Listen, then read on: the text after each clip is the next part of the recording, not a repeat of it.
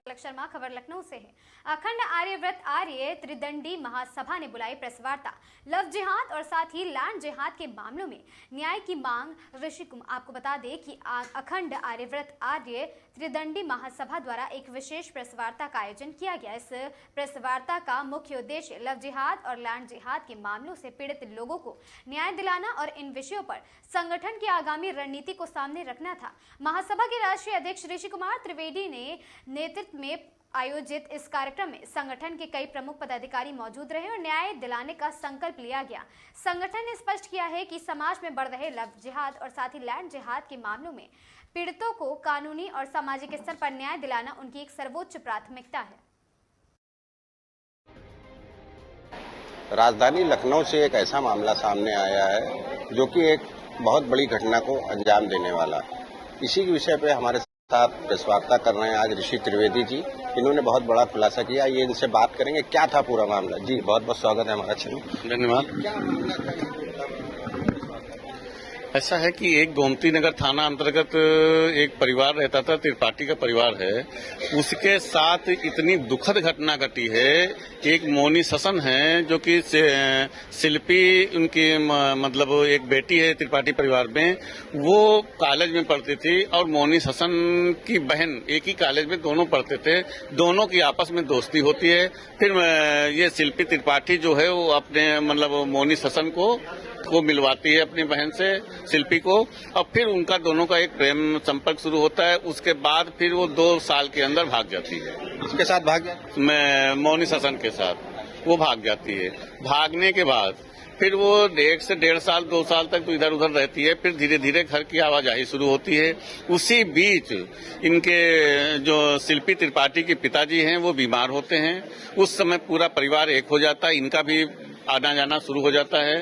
तो और उस समय वो इलाज के बहाने उनको अस्पताल भर्ती कराया जाता है और इस अस्पताल में ही दूसरे दिन उनकी मौत हो जाती है। उनके पिताजी की अस्पताल में दूसरे दिन मौत हो जाती है।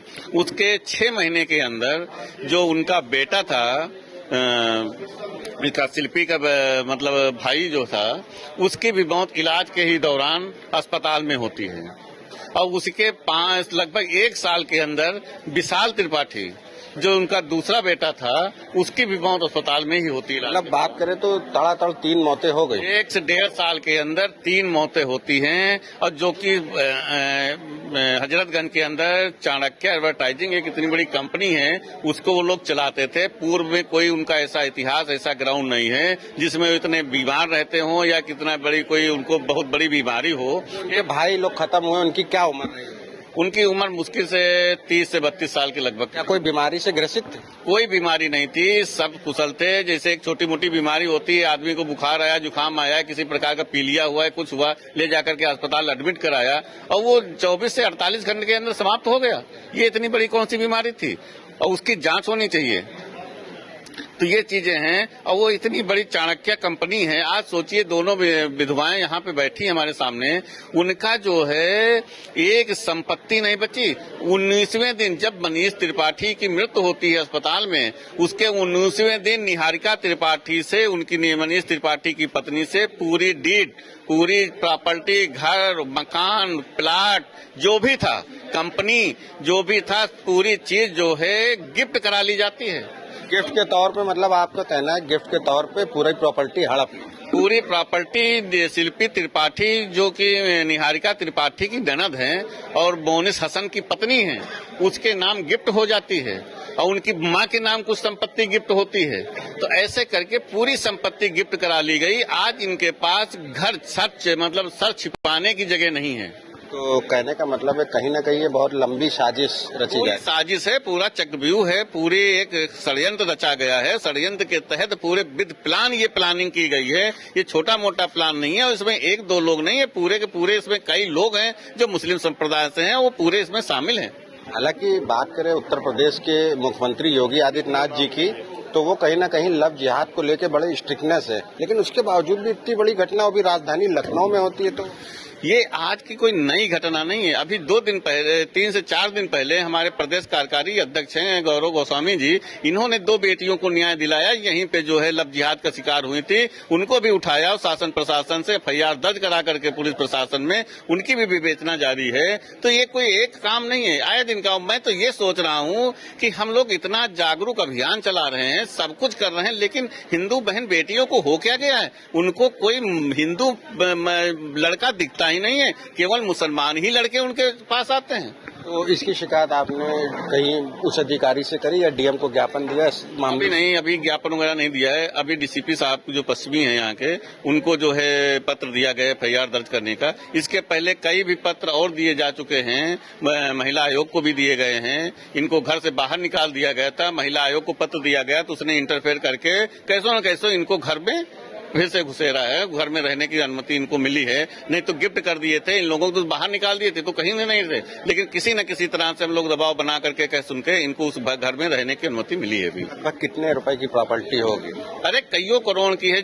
जिस प्रॉपर्टी से, जिस कंपनी से 15 से 18 हजार रुपए मंथली का किराया आ रहा हो, ये चाणक्य एडवर्टाइजिंग कंपनी 15 से 18 लाख रुपए किराया आ रहा हो, तो आप प्रॉपर्टी की तो खुदे लगाइए कि लोग करोड़पति नहीं अरबपति लोग हैं। और आज दूसरे के घर बर्तन और झाड़ू करके अपने बच्चों को पढ़ा करके और नौकरी करके, कहीं कोई स्कूल में पढ़ा रहा, कोई कोचिंग पढ़ा रहा, ऐसे अपना जीवन यापन कर रहे हैं। तो आपका संगठन इन पीड़ितों के साथ किस तरह खड़ा?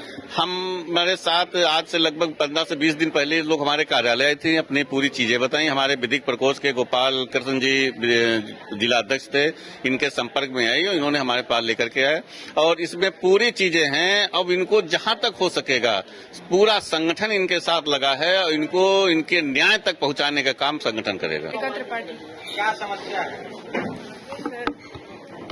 क्या मामला पूरा हुआ आपके साथ? हम लोग के हस्बैंड खत्म हो गए। आवाज नहीं आ रही। अपना नाम बता दीजिए। निहारिका त्रिपाठी नाम। क्या मामला हुआ आपके साथ? हमारे यहाँ पूरा घर खराब कर दिया गया है पुलिस शासन के द्वारा। जब उसने शिल्पी त्रिपाठी से शादी करी, जो कि हमारे घर में नन थी, शादी पता नहीं भाग गई थी वो। उसके बाद जी कार्रवाई नहीं की शख्स के खिलाफ? कभी ऐसा लगा ही नहीं कि ऐसे कर रहे हैं, क्योंकि घर के इंसान जैसे होते हैं सब भी रहते हैं, तो लगा कि भाई ठीक है, ले जा रहे हैं हॉस्पिटल को, लेके जा रहे हैं पूरे टाइम, और ड्यूटी किस उससे मंशा से दे रहा है ये हमें कैसे पता चलेगा? पूरे प्रकरण को लेकर आपकी ननद और आपकी सास का क्या रखा? ये लोग उसी तरफ से उन्हीं का साथ देते रहे, अभी भी उन्हीं के पास ही है, हम लोग से कोई मतलब नहीं है, नन का भी और उनका भी, सास का भी। पुलिस प्रशासन की तरफ से आपके? हाँ, मैंने बहुत एप्लीकेशंस वगैरह डाली, पर उन्होंने हमेशा नेगेटिव ही रिस्पांस आया, कभी कुछ किया नहीं। खास करके राजन केसी जो नाम लिया गया है। अभी आप क्या मांग रहे हैं? न्याय ही चाहिए, जो भी सॉल्यूशंस होते हैं वो चाहिए। लोग गिरफ्तार हो? हाँ, FIR दर्ज है, बल्कि गिरफ्तार नहीं हो रहे हैं।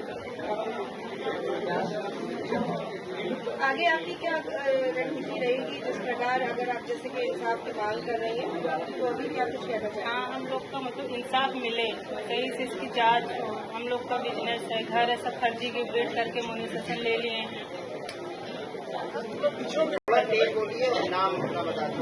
नाम प्रीति त्रिपाठी। पैसे का भी हम लोग के पास कोई वो नहीं है। प्रीति त्रिपाठी।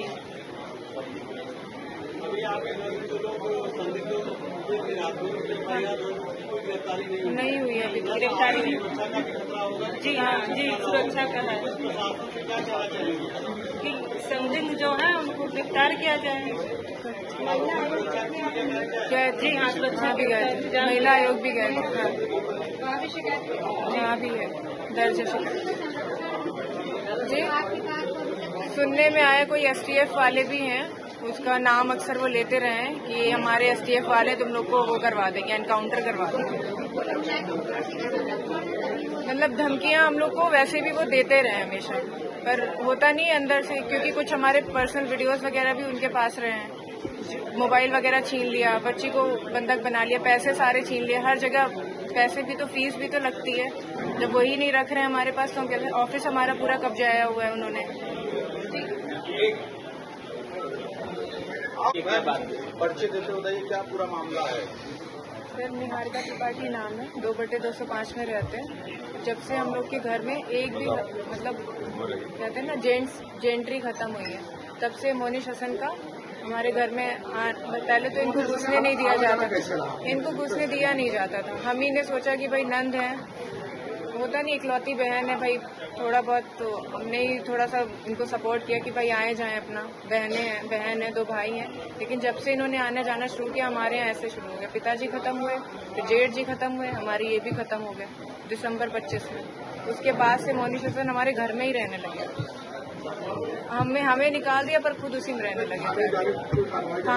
थाने में जब एप्लीकेशन वगैरह दी तो ये हुआ कि राजन केसरी, हम तो जानते नहीं थे वो पहले ऐसे हैं, हमने कईयों एप्लीकेशनें दी, उन्होंने सिविल का मामला कर करके आख्या लगा के रिपोर्टें लगा के नेगेटिव हम लोग के खिलाफ, ऊपर से ये मुकदमा लगवा देंगे, वो करवा देंगे, घर खाली करवाएंगे, ये सब धमकियां उल्टी सीधी।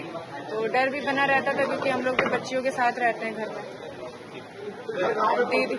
2/205 विरामखंड गोमती नगर, और वो घर भी गिफ्ट डीड करा रखा है। आपकी मुलाकात हुई कैसे? हमारी कोई मुलाकात नहीं है उनसे, वो जो नंद है उनके हस्बैंड है, तो पारिवारिक मान लिया जाता है ना, नंदोई पारिवारिक हो जाते हैं, उस हिसाब से वो उनका आना जाना। अब जितनी हम लोग की प्रॉपर्टी है सब गिफ्ट डीड करा रखी है साथ। सर आप प्रेस कॉन्फ्रेंस कर रहे हैं, क्या पूरा मामला है? ये मामला गोमती नगर थाने से संबंधित है। इन 2 महिलाएं बैठी हैं, इनके साथ बहुत ही बड़ा अत्याचार